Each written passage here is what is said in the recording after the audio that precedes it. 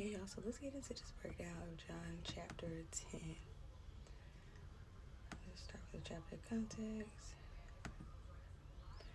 So starting in chapter 7, the Gospel of John describes Jesus' preaching at the Feast of Booths in Jerusalem.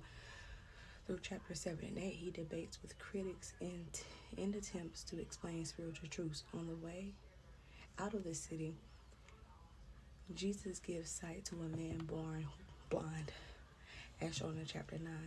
That begins an extended debate which continues in this chapter.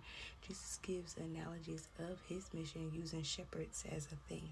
Okay, now, months later, he repeats those ideas when cornered by an aggressive mob in the temple. This sets the stage for his grandest miracle, the raising of Lazarus, seen in chapter 11. Oh, it's about to get good. It's about to get good. Okay. So let's get into this breakdown, part 1. Chapter 10 continues uninterrupted from the end of chapter 9. In fact, all of chapters 7, 8, and 9 in the first half of chapter 10 occur in a nearby continuous timeline.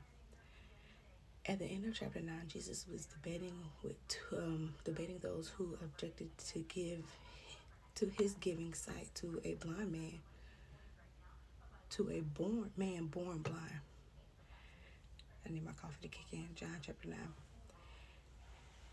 As this chapter opens, Jesus is still speaking to those critics and attempting to explain the truth. Jesus lays out 3 analogies in the first half of this chapter. These are all centered on shepherding, a topic with which his audience would have been familiar. These teachings are all separate. They carry slightly different symbolism, and slightly different implications. Along the way, Jesus also makes the 3rd and 4th of the 7 I am statements found in this gospel, where he stakes a claim to divinity. This chapter makes clear, yet often disputed, statements about the doctrinal questions such as salvation through means other than Jesus, if salvation can be lost, and whether the Bible contains error. First, Jesus points out that sheep only listen to the voice of their own specific shepherd. Come on now. They won't listen to a stranger. Spiritually, this explains why men like the scribes and Pharisees don't accept Jesus. They are not part of his flock.